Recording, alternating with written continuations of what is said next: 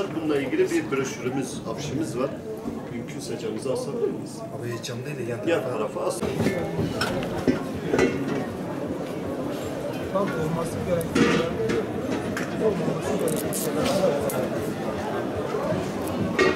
Hoş geldiniz. Aleyhisselatü Vesselam'ın doğum haftasıyla ilgili bir salavat kampanyamız var. Bununla ilgili bir broşürümüz, afişimiz var. Mümkünse camımızı asabilir miyiz? Allah size razı olsun. Bu adamın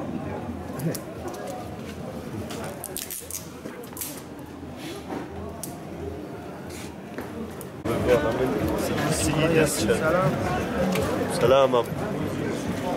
Allah hayrınızı kabul etsin Allah size inşallah. razı olsun. Allah hayrınızı kabul etsin. Yerinizi bize açtınız. Çok teşekkür ediyoruz. Allah sizden Bizim razı olsun. gönlümüz de size açık. Allah sizden razı olsun. Yerimiz değil yani. Çok teşekkür Allah ediyoruz. büyüktür. İlginizden Allah dolayı kerimdir. sağ olun. Allah razı olsun. Güle güle yazın.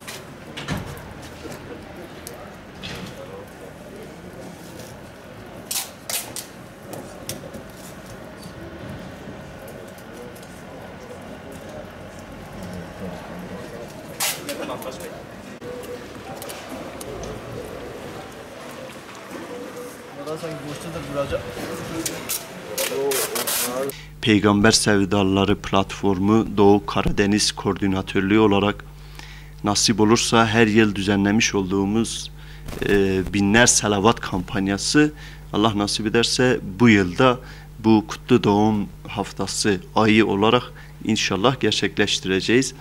Bununla ilgili tabii ki özelde Ağrı ilçeler ve bağlı olan, koordinatörlüğümüze bağlı olan illerde ve ilçelerde bu binler salavat kampanyası ile ilgili bir afiş düzenledik. Bu afişimizi tabii ki şehrin birçok noktasına, birçok yerimize, birçok esnafımızın iş yerlerine de bunları asmış bulunmaktayız.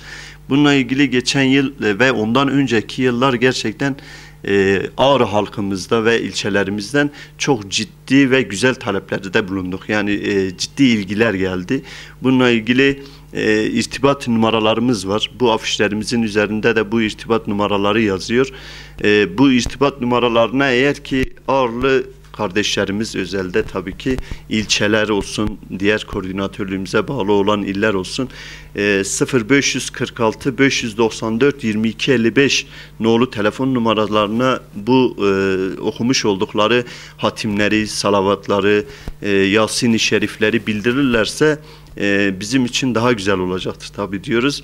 Bununla ilgili nasip olursa Mevlid programında, yani Peygamber Efendimizin Kutlu Doğum Haftası'nda halkımızla bunu Allah nasip ederse paylaşacağız. Tabii ki amacımız, burada gayemiz, amacımız şudur ki Peygamber Efendimizin salavat kampanyası, bu tür programları, bu tür etkinlikleri düzenlememizdeki sebep dillerde salavatların düşmemesi. Yasinlerin okunması, hatimlerin okunması. Bunları tabii ki belli bir güne değil, belli bir aya değil, yılın her gününe, her anına yaymaktır. Amacımız budur, isteğimiz budur.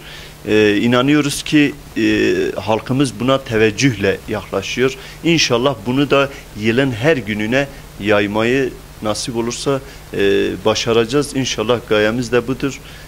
Şimdiden ilgilerinden dolayı Ağrı halkımıza özelde diyoruz. Teşekkürlerimizi sunuyoruz. Cenab-ı Allah sizden razı olsun.